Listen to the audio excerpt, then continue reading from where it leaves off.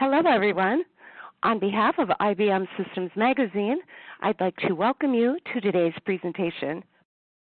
My name is Janine Donnelly. I am the Manager of Webinars for IBM Systems Magazine, and I will be the moderator for today's event. We will be holding a Q&A session at the end of the webinar. You may ask a question at any time during the event by entering it into the Q&A panel. If you experience technical difficulties during the webinar, please use the Q&A panel to alert us, and someone will assist you. You may download a PDF version of the slide deck by clicking on the drop-down menu labeled Event Resources on the left side of your screen. Today's webinar, 3 Ways to Slash the Cost of Managing Mainframe Networks, is sponsored by BMC Software. Our featured speakers today are Nich Pachnos and Barry Williams. Nich is a Senior Director at BMC. He directs the development team for data management and systems mainframe solutions. Prior to that, Nich led the team that developed and brought to market 5 new mainframe solutions in the past 3 years, helping customers save millions with lower software costs. Barry is a principal software consultant for BMC's MainView and R4 cost optimization solutions, with over 35 years of experience in systems management. Also joining us today to share his experience is special guest Conrad Sanders, Network Systems Programmer with U.S. Bank. With our introductions complete, Nich, I'll turn the presentation over to you. Well, thank you so much, Janine, and good day, everyone. It's a pleasure to host this webinar, and we are very, very thankful for you all joining us today. So we are going to talk about the ways of slashing your costs for managing mainframe networks. And basically, you know, it's really not inherent when people think about monitoring or managing something that there are ways of actually reducing costs. Most people think, and it's fairly true, that they use a systems monitor basically for availability purposes, and we'll get to that. We'll get to some of the advantages that you really should have with a effective systems monitoring solution. But there are ways you can basically slash the cost of managing mainframe networks. Basically, efficiency is key. When you think of efficiency, why would you want your monitor to basically use any more than it needs to? Certainly, the more you ask of your monitor, the more it's going to use, but efficiency is key. You do not want your monitor putting a load on your system, and you don't want your monitor basically causing performance issues because it uses too many resources. The other area is, if you've got that efficiency, you can actually reduce your peak 4-hour rolling average, and as most of you know, this is the way that IBM charges your monthly licensing software. And these are great items of software, but if you could reduce that peak, you could reduce the cost of that software. And finally, the third way of really reducing your monitoring cost is to implement rules-based automation. When you think of it, automation is a powerful, powerful tool in allowing you to basically have things done more quickly, more effectively, more efficiently, and thereby saving you costs. So let's now talk about the availability aspect and why you need, many of you probably know this, why do you need a systems monitor? The pace of change in mainframe environments is extreme. I mean, when you think about all the things that are happening with the mainframe environment, and even the areas that touch the mainframe environment, you know, it's really interesting. There's so much talk about, you know, online shopping and online, basically commerce. Almost all of that commerce comes back through the mainframe, whether it be the companies that have to ship the commerce, the companies that have to do the back-end credit card processing. So the pace of change in the mainframe is extreme, and you need a systems monitor to be able to basically keep up with the pace of change, because digital business is changing the way you do business. And a good systems monitor is going to be able to track those changes and allow you basically to detect problems before they occur. Because every problem you have is extreme. We'll get to what that cost is in a second. So what does strong systems management do? How does strong systems management help you? Basically, The tenets of a strong systems management solution are pretty simple. They have to recognize the problems. They have to determine the cause, and they have to resolve the problems quickly.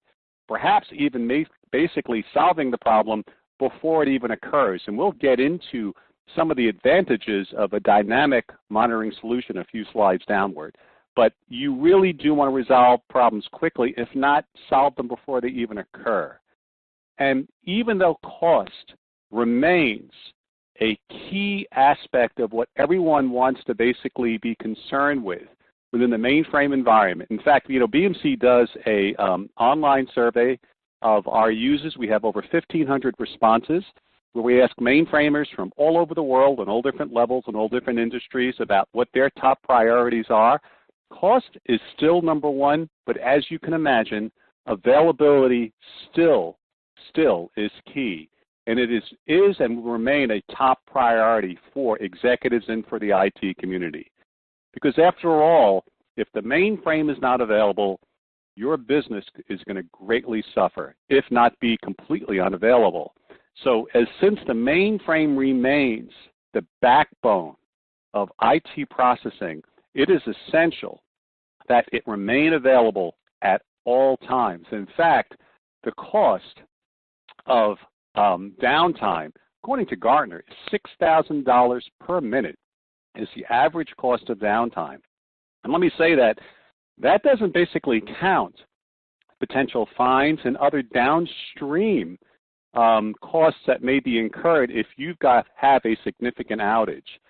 So again, in the mainframe environment, no one can basically have any kind of an outage. There should be no appetite for that. And with digital business and the pace of change and all of the basic applications that rely on the mainframe as a backbone, you need a good systems management solution to be able to ensure that full availability. Now, there's a challenge with the historic way that we've done systems management. And so I'll explain this chart. The red line, which is a static alarm or depicts a static alarm, this is the classic way that most of us have done systems management. We set thresholds for specific instances, and they are static. They don't change. They don't recognize any business changes. They don't recognize any state of any kind of pace of change. We set these static thresholds, and generally, we receive an alarm when the static threshold is exceeded. And in the case of the orange line, we would receive, if all we had was a static threshold, and we basically had a problem CPU-based, we would receive an alarm at approximately, on this chart, 13:30, 1:30 in the afternoon. We'd receive that alarm, and we receive the alarm. The problem would occur. We would probably keep exceeding that alarm, and it would basically cost us money, if not full unavailability of the system. That's the classic way that we've done systems management, by setting static alarms. When we approach this threshold, then we get the alarm, and quite often, frankly, it's too late. The way that we believe that systems management should be done now and in the future is by setting dynamic thresholds that basically match the historic business processing within your environment, that takes into account seasonality, that takes into account your peak business periods. It takes all this into account, and the alarms and the thresholds basically match the norm across an entire calendar or time horizon. And in this case, if you had dynamic alarms and dynamic thresholds, you would see that early on in the day, you were actually rising above what is the norm. And in the case of this instance, you would have gotten an alarm at 6 a.m. far sooner than and before you would see the effect of the problem. This is what you should be looking for in a systems management solution. This is really the reliance upon a greater level of business intelligence. There's a lot of talk in the industry about machine learning, and that's very, very valuable. This is the way that machine learning should and could work within the systems management environment. You want to basically recognize problems early. identify the information that's causing the problem, and that allows you to build confidence in your solution and allows you to write automation to basically ensure that you never have the problem, you solve the problems before they occur. So you've heard a brief summary from the perspective that I have as someone who basically has worked in the industry for, frankly, over 30 years. What we'd like to do is have you hear the perspective of someone who basically uses our tool and uses specifically our MainView tool. So I'd like to welcome Conrad Sanders from US Bank, and he's been gracious enough to basically contribute to this webinar. So Conrad, welcome, and I was wondering if you could tell us a little bit about your background, please. Okay, thanks, Nick. I've been in the mainframe business for about 40 years. I'm working with various operating systems, including MBS, VSC, and VM. My specific duties now, working at US Bank, include working as a systems programmer using ZOS communication server and various network troubleshooting tools such as Wireshark and IPCS to format the packet and component traces. A little bit about Conrad, US Bank. Oh, yeah, please. If you could tell us a little bit about your environment and US Bank, that would be great. Thank you. Sure. US Bank is the 5th largest commercial bank in the United States. We operate just over 3,000 banking offices in 25 states, and we have over 4,800 ATMs. US Bank provides a comprehensive line of banking, investment, mortgage, trust, and payment services, products to customers, consumers, businesses, and institutions. So tell us a little bit about your environment, about your subsystems, your systems, and the type of business applications that interact with the mainframe. Okay, well, we run a lot of many different platforms, including IBM mainframes, running ZOS and Linux. In addition to that, we have Windows servers, Tandems, and AS400s. Many of these different platforms connect to the mainframe, including our branches, with over 25,000 telnet sessions during the peak of any business day. We also perform many file transfers between these different platforms using secure FTP and Connect Direct. So we use MainView to monitor these transmissions to make sure that all the transmissions are coming in a timely manner, and there is no SLAs that are being missed. We use all Conrad, of the VMs. What are some of the key things that you monitor and manage using MainView for IP? Okay, well, one of the things, the first group that monitors the alerts are the computer operations group. They have a display of all the BMC monitoring subsystem for alerts. So they get the whole picture of our entire environment. Our group specifically monitors network, round trip, and host response times using definite response for our TN3270 connections.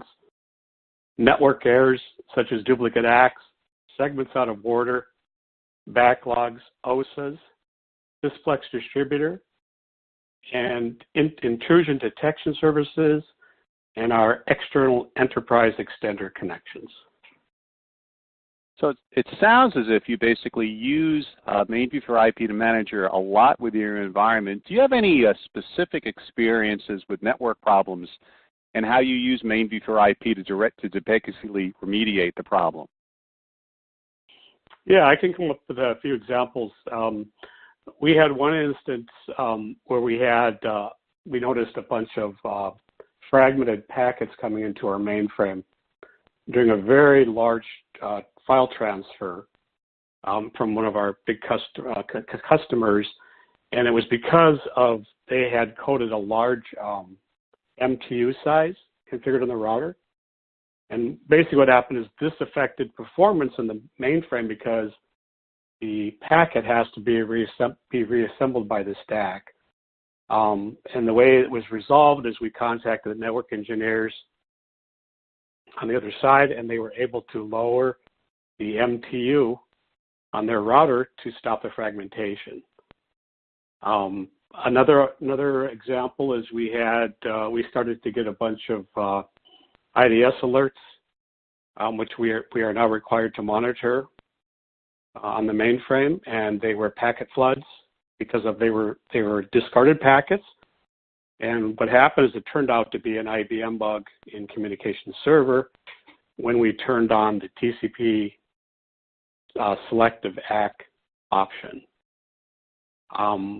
Another example is we had some problems with high round trip times from some of our branches. We monitor that very closely, and it's usually due to some kind of network outage. So we watch that very closely. The last example I have actually happened just a couple of weeks ago. It's a very good example of how the BMC monitors work together. But we had an instance where we had a DB2 batch job just cranking a lot of CPU, and it caused database locks, CICS hangs, and it affected the stack by OMP route failures. And we were able to see, based on our screen, because we monitor all subsystems, that there were a lot of things that were turning red, from DB2 to CICS, and basically the TCP/IP stack was the victim in this case because of the high CPU of the DB2 batch job. So those are that's kind of the highlights that we have run into, issues we've run into, and those are probably the most highlighted things that have happened in our environment recently. So, Conrad, thank you for that. That's really great information. So, you would say that overall that U.S. Bank, basically derives a significant benefit from MainView for IP, that it delivers it both for you and for your customers? Yes, definitely. Well, great. Thank you. I appreciate that. That is great input. And thank you for a little bit of, an insight into how you use MainView for IP and the benefits that it provides to U.S. Bank. So you've heard from Conrad. You've certainly heard from me. We want to hear from you now. What we'd like to do is have a poll. And for that, I will turn it over to Janine. Thanks, Nick. Okay, ladies and gentlemen, as you can see, we have just launched a survey. We would very much appreciate your input on this question. What is the most important aspect of a mainframe monitor from your perspective? So if you wouldn't mind, please select your answer, hit submit, and we will be sharing the results of this poll back with you. So while you do that, I noticed we had quite a few people that joined a little late, perhaps after I mentioned that you can actually download a PDF version of today's slide deck. You can do that right from the platform without leaving the webinar. So to the left of your slides, you will see a button called Event Resources. There's a drop-down menu there where you can go ahead and select the PDF of the slide deck. And results are coming in here, Nick. Results are coming in fast and furious, Janine. I can see that. And let me tell you, before I tell you what some of the results are, just from a personal perspective, as the person who's responsible for the future of our systems management solution, MainView, I so welcome this type of input. And so this is affirming some of the things that at least I certainly believed. So let's talk a little bit about the survey results. Overwhelmingly, and quite frankly, without any real surprise, fast problem determination is what you are looking for in a mainframe monitor. Well back in the pack was ease of use, and then certainly efficiency was third. But fast problem determination was by far, the number one aspect of why you would basically need, and the most important aspect of a mainframe monitor. So that's great to hear, because I'm going to talk about a couple of attributes, and I'm going to bring in Barry Williams, who's going to talk even more about some of the attributes of why we could basically address that need of fast problem determination. So you've just basically showed what the desired state of systems management was. You basically want to proactively identify problems. So thank you for doing my presentation for me. You want to isolate the cause of the problem, and we all know the downside of war rooms and how, we don't want is finger pointing. We want to know what problems are being caused. And it was really interesting that Conrad had talked about an issue that was a DB2 issue that was affecting the network. And that is one of the benefits of MainView. I'll get to that in a second, giving you the ability of basically going through subsystem to solve your problem. And basically you want to automate the resolution. Again, as the state of change accelerates greatly, you want to ensure that your systems management solution has a level of automation so you can solve the problems quickly and do it in an automated fashion because you may not be able to keep up. So let's talk about MainView specifically and how we have evolved with the changing environment in the mainframe. MainView is a complete integrated set of solutions that manages all aspects of the mainframe, all of the subsystems from ZOS through USS, CMF, between IMS, DB2, KIX, MQ. It has a centralized architecture. And that's very important because it's that centralized architecture that allows you to basically follow a problem through subsystem to subsystem because you may not know where the problem emanates.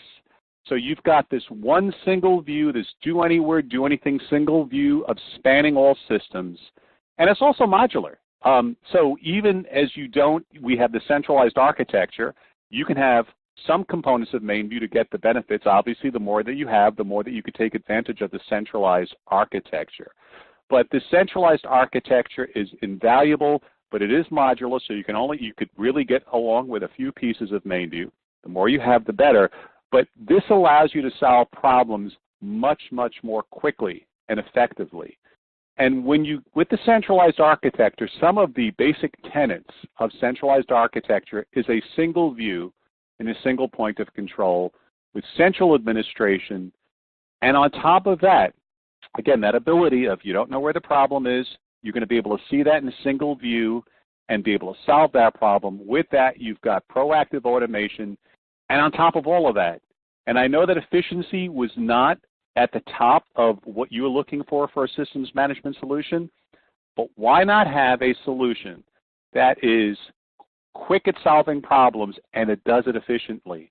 You get the best of both worlds. You're able to solve your problems while you're basically using as few resources as possible, so you're not putting a load on your system and you're not increasing your peak 4-hour rolling average.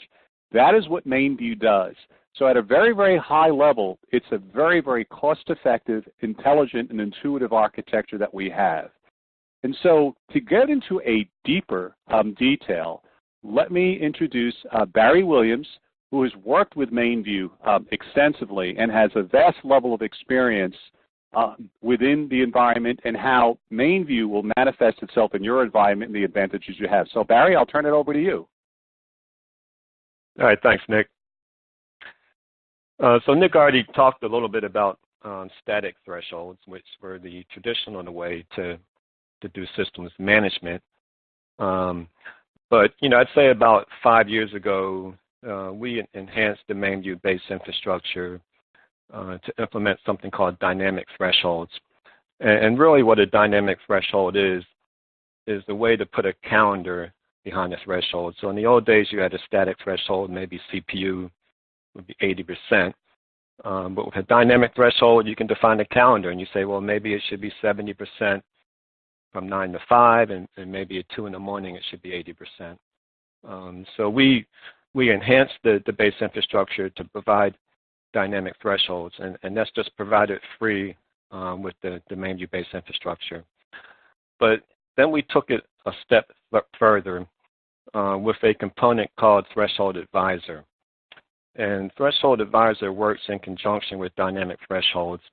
And in a nutshell, what it allows you to do is to collect performance metrics over a period of time, say 3 to 4 weeks, download that to a server, and then do a statistical analysis on the data to create a bench line and a profile of your resource usage.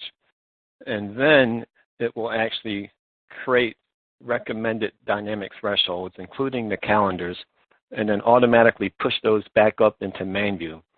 And the thought is that you would run this on a regular basis so that your thresholds are continuously being updated based on your workload profile. So not only is it a dynamic threshold, but it's also keeping your thresholds valid. This was actually a end user enhancement request. We had large customers that came to us and said, your products are great. We implemented MainView. We spent a lot of time defining all these thresholds, but then several years later, now all of my thresholds are obsolete because my business has grown. So you come up with a solution that would automatically update my thresholds, because we don't really have the time to do that, but also to make them more intelligent and dynamic based on my growing workload, particularly with the digital business impact. But part of that is also alarms. So with MainView base infrastructure, we have a component called Alarm Manager, which allows you to define an alarm based on any metric within any view within any product using the common base infrastructure and that centralized architecture that Nich discussed. You do this with an alarm wizard. And of course, these alarms are built on top of these dynamic thresholds. So it's very easy in MainView to use an alarm wizard to define an alarm based on a dynamic threshold. And then, of course, you want to be able to take some automated action based on that alarm. You can just write the alarm message out to the console if you want to use your existing automation solution. But, of course, we always propose that you use MainView Auto Operator. The reason being is that Auto Operator is also built into the base infrastructure, so there's seamless integration between Alarm Manager and our automation.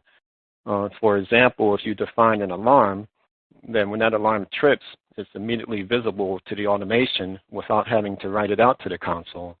And then you can use our rules wizard to create an automation rule to take some action on that particular alarm, particularly to open up something like a trouble ticket, or to notify somebody with a text message or an email.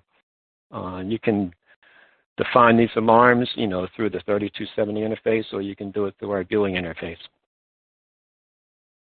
And, this is what, when we say smart proactive alarms, in the old days, you would have a performance monitor up and running, and perhaps you would have somebody looking at that screen all day long, looking for exceptions. But today, you don't really have the time to do that, and what we recommend is that you define proactive alarms, and then you get proactively notified when there's a problem, and then you can come back into the performance monitor to do some debugging to determine what the issue is.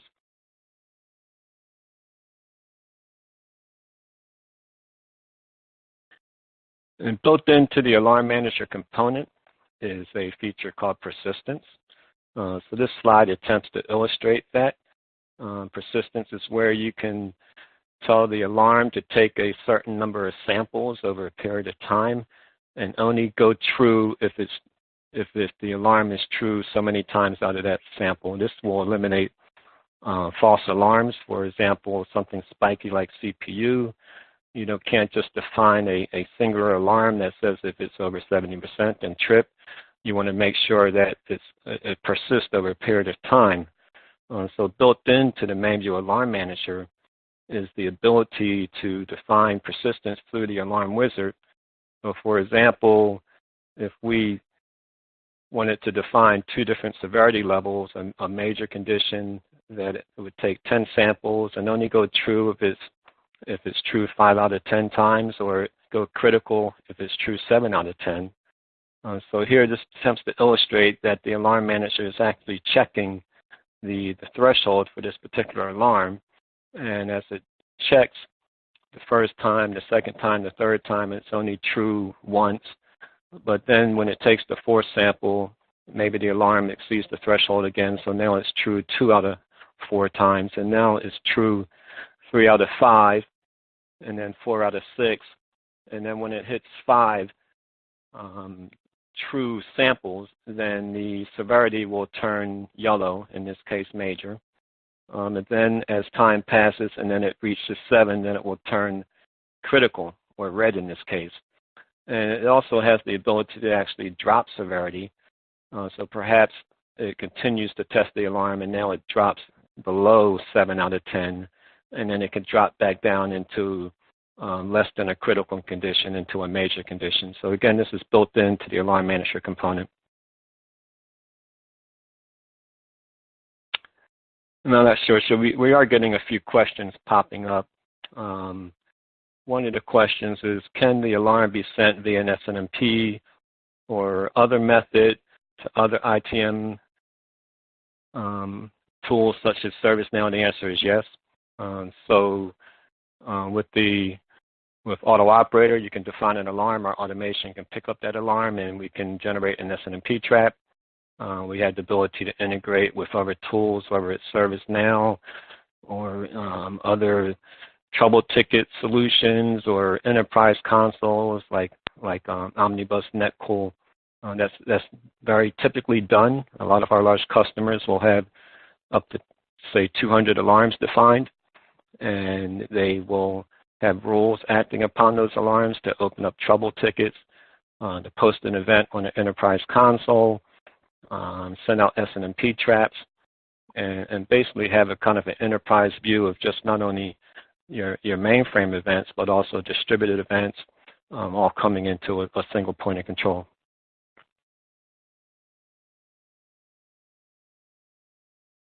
I have a second question here. Does MainView have an automatic policy-driven capability intelligence to take the threshold set and issue warnings up to take an action against long-running threads or rogue processes running on the system? So without going into too much detail, I can say yes, we do have that capability. I actually have a couple slides that address that a little bit, but certainly what we're kind of moving forward, we're trying to build in more intelligence into the solutions to be able to detect things like looping IMS regions, long-running DB2 threads, hung CICS transactions, and allow you to define action to be done. And not just something simple like, hey, if it's running long, kill the transaction. So I know I have one large insurance company that has implemented more of a sophisticated algorithm that says that if a certain transaction is running long or using too many resources, then it actually goes out and they have a table that says take a certain action based on the application, based on the time of day, based on the month of the year.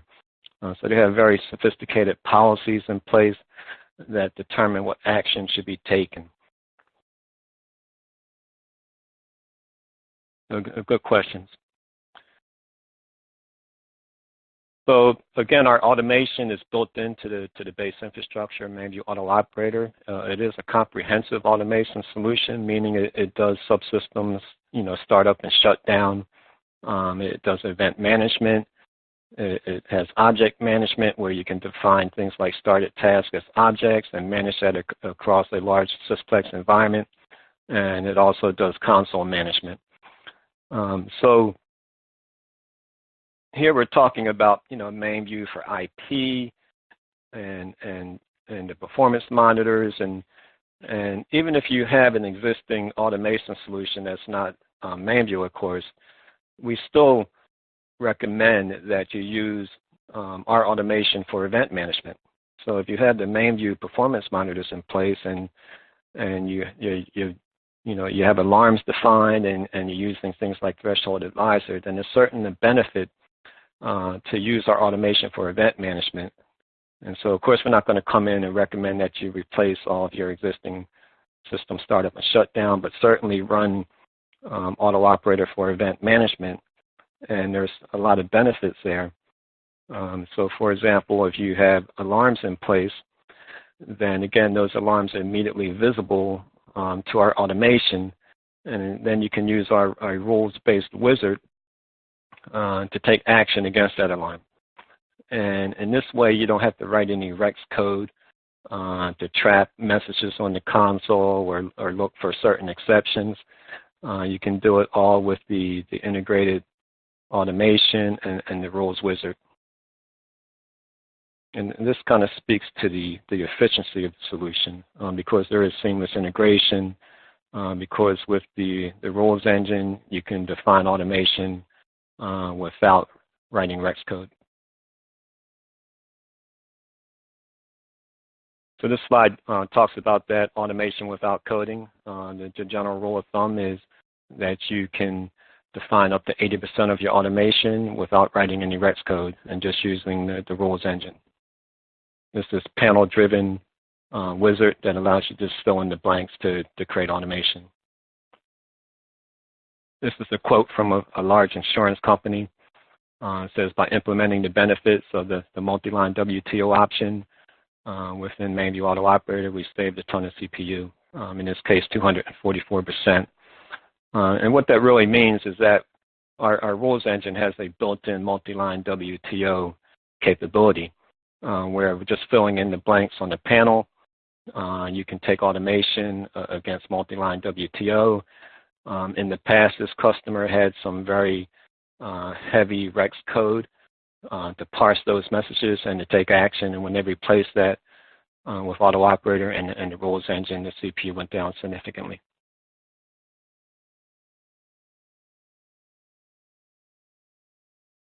Another question popped up: what is the product release level in the MainView suite for using the intelligent proactive automation, the rules wizard? The automation rule wizard has been around for a long time, so for at least 10 years. So I'm assuming that if you have Auto Operator in place, then you have the rules wizard and the rules engine.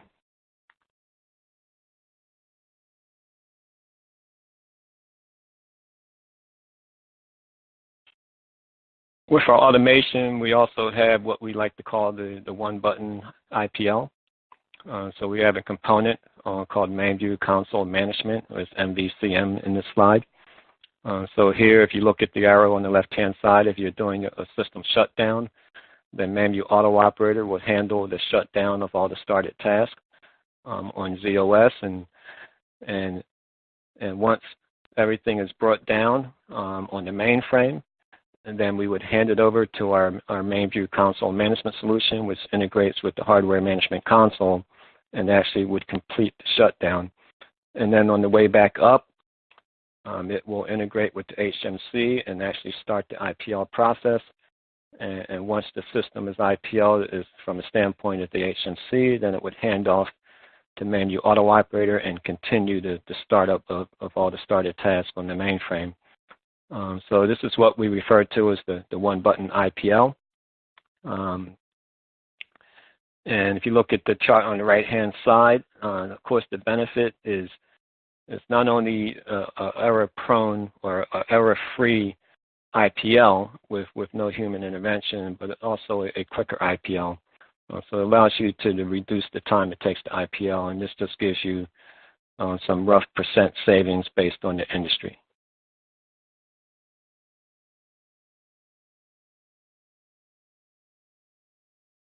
We also have subsystem automation. So these are subcomponents of our automation. They're available separately.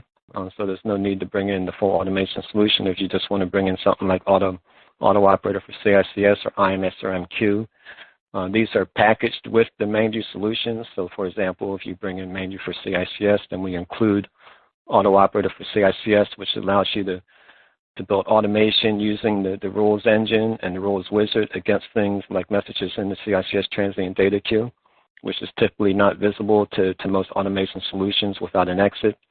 So this allows you to do that very easily. Same thing with IMS, Auto Operator for MQ. Again, it allows you to do things like restart channels.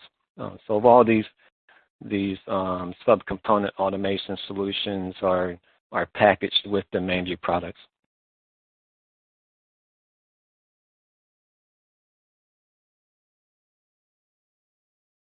What we've done recently is try to build in some intelligence, some automation into our solutions. So I have a couple examples here. One is what we like to refer to as our first failure data capture. This slide here is what we call our automated packet trace. So with MainView for IP, you have the ability to define an alarm, and you can detect when a particular network resource is using too much. And when that alarm fires, we can automatically start up a packet trace. And then when the alarm is no longer true, we can automatically stop the packet trace.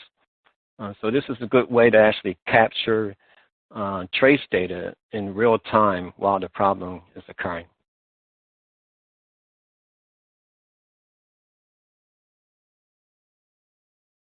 Another example is the VTAM Auto Activate. So this is something we recently built into the product where you can automatically monitor the status of a VTAM resource.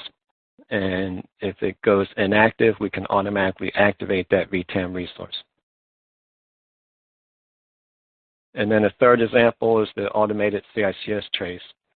So this is where you have the ability to define a threshold using our auto kill exit, whether it is too much CPU or elapsed time or too many file control calls, for example. Then you can run this in warning mode, and instead of killing the transaction, you can have it automatically start up a CICS trace and capture that task trace detail.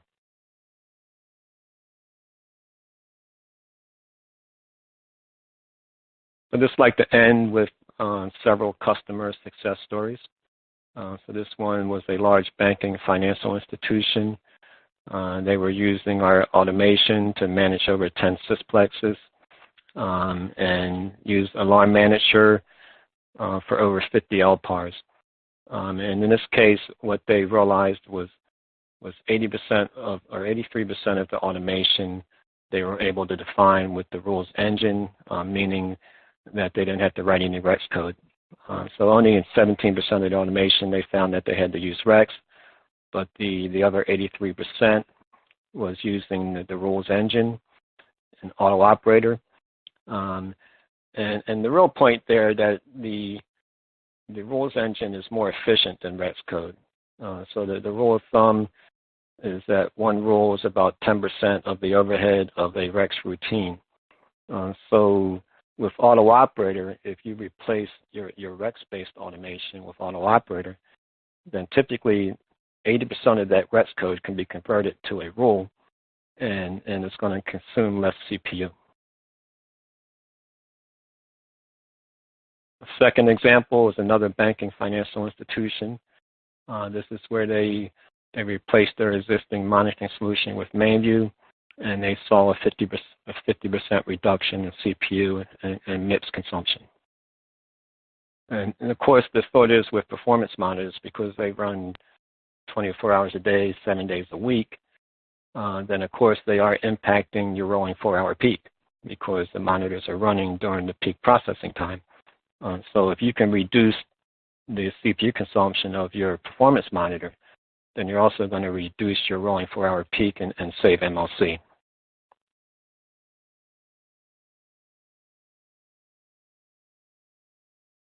Final example is a large multinational investment company. This is actually one I was involved in. And in this case, when they switched to MainView, they saw a huge reduction in MIPS usage. And this one, I actually know what the details were, and this one was really because of the automation. So with the previous solution, they had a lot of Rex code that was polling the performance monitor to post exceptions, and we were able to replace all that with Alarm Manager, which was more efficient for the reasons I mentioned previously, things like the rule engine and the fact that the automation is integrated in the base infrastructure and it runs local to the subsystem that it was monitoring. So by switching to Alarm Manager and MainView, they saved $650,000 annually based on less MIPS consumption. All right, so at this point, I'm going to turn it over to Nich, and he'll close it out for us. Thanks, Barry. I appreciate that. That's great information. I hope that provided you with very, very specific details about how MainView provides significant advantages for you. We'll get to some of the questions that are online in a few minutes, but let me wrap up with just a couple of stats that I think you will find interesting.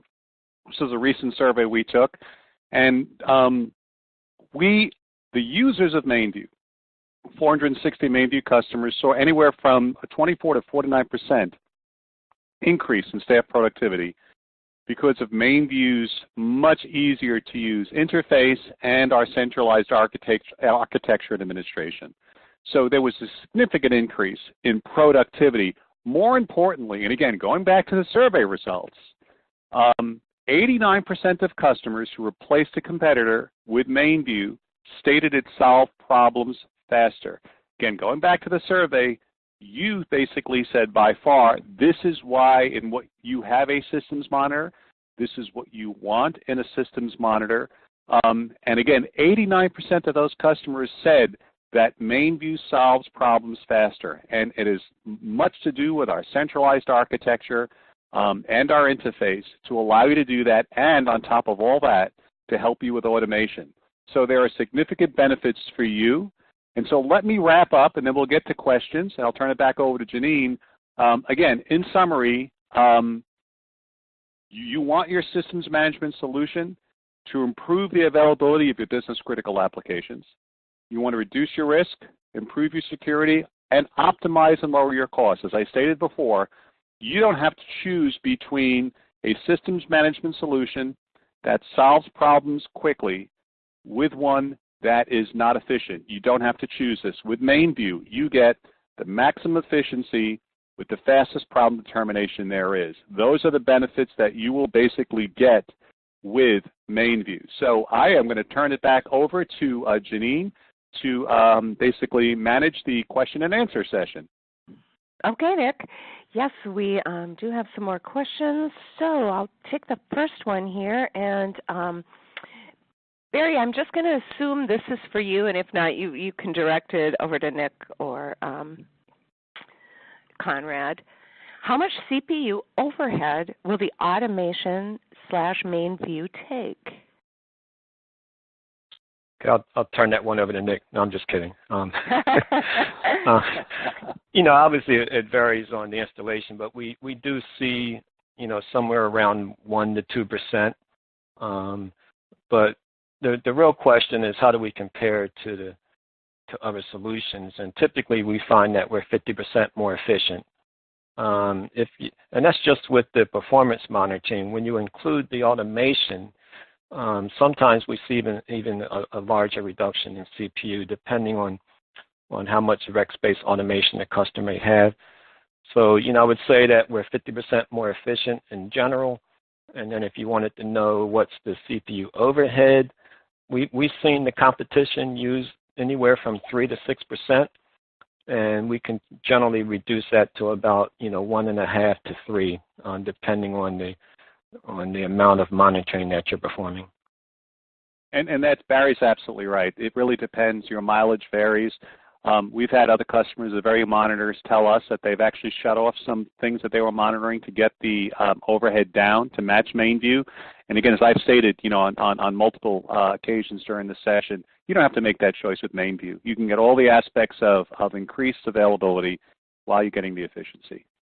Yeah, and also it's good to point out that we lead the marketplace when it comes to zip offload. So when we say we're 50% more efficient, that's just CPU consumption out of the box. But many of our solutions also do a significant zip offload, where you'll see even more of the benefit. For example, in MainView for DB2, I've seen up to 80% zip offload. If you look at things like replacing RMF with CMF, that'll typically do 60% zip offload. So depending on what you're implementing and the good thing that when you look at all the performance monitors, normally MainView for DB2 is the largest consumer of CPU.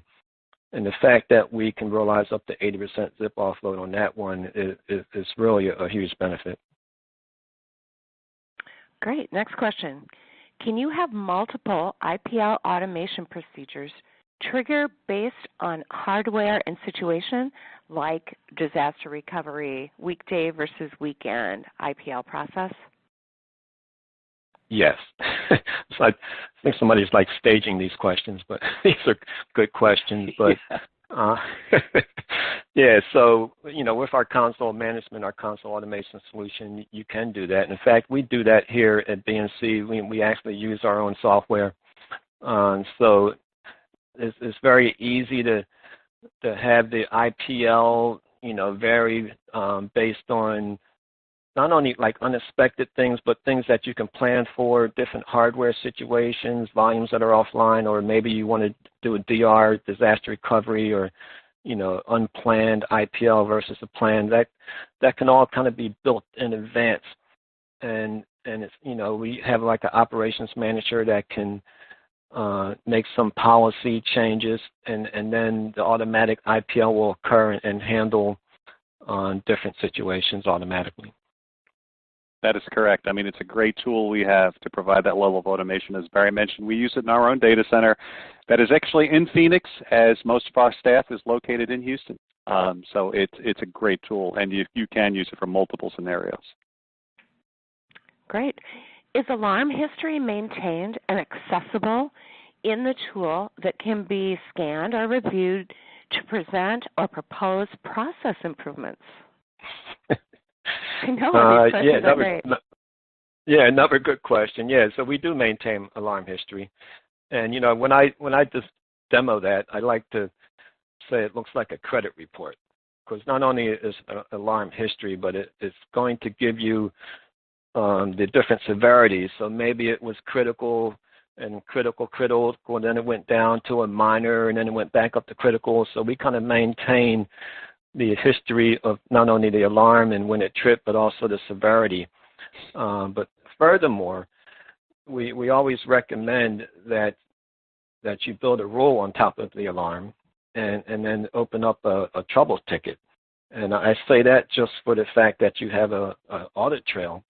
Not only can you open up a case and assign it to somebody, and then you get automatic escalation if somebody's out on vacation, but you also have the ability to have like a post-mortem meeting on a weekly or monthly basis, and then you can go through all the trouble tickets that were opened up by MainView and review your alarm history.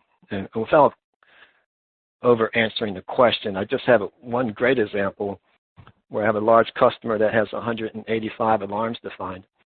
And every one of those 185 alarms is actually based on an actual problem that they had in the past.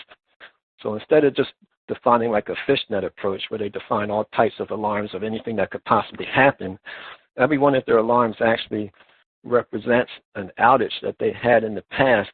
And the way they did that is with this alarm history and opening up trouble cases. And every time they have an outage that caused them a significant cost, they would have a post-mortem.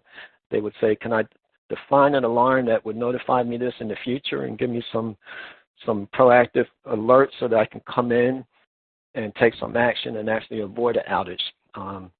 So yes, you can certainly do alarm history, and highly recommend it.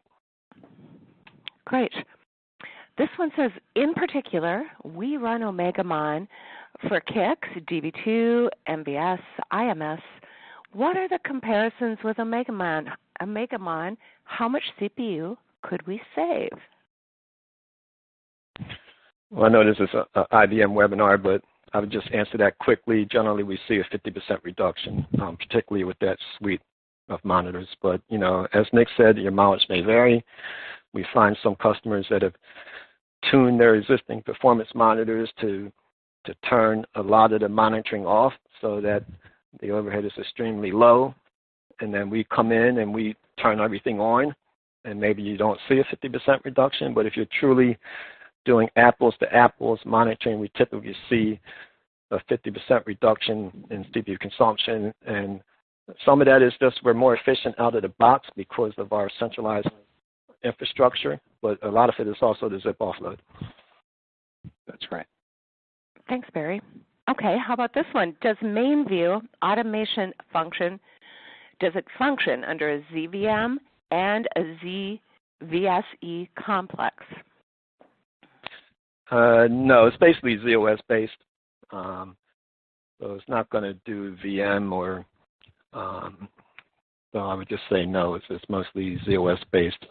You can certainly do Unix system services, and so we had the ability to automate on daemons and processes on Unix, but nothing on the ZVM side. Gotcha. Yeah, that is correct. Hopefully you guys can. And nothing on VSE. I'm sorry. I used to be VSE certified, but nothing on VSE. VSE. Yeah. No, thanks for clarifying. Okay, we'll go to this one and see if you guys know what's meant here. What if there is no competitive tool installed? What amount of overhead could be expected? Well, again, I think Barry said this number. Your mileage really varies. We know in comparison to other monitors, we use less. We know that. But with every monitor, you could definitely use more if you want to monitor more. So that's a hard one for us to answer specifically. Barry mentioned 1%, 2%, but it really depends on what you're doing. All we can say is that we know almost every mainframe customer has a monitor, so we do it on a comparative basis. If you have none and you turn us on, you'll certainly see some minor increase, and if you want to do more, you might see just slightly a little bit more than that, but it's really a comparison to the other monitors. Okay, great. Well, we are approaching the top of the hour. Go ahead and continue to submit your questions. If we did not get to your question, someone will reach out to you via email to answer that question. So I want to thank everyone for attending today's webinar. I especially want to thank you for your terrific questions. I think it really adds to everybody's experience, so thank you to everyone who attended. And I also want to thank Nich, Barry, and Conrad for sharing their expertise with us today. Later this week, we will be sending out a link to the recording of today's webinar. That concludes our webinar. Thanks again, and have a great day.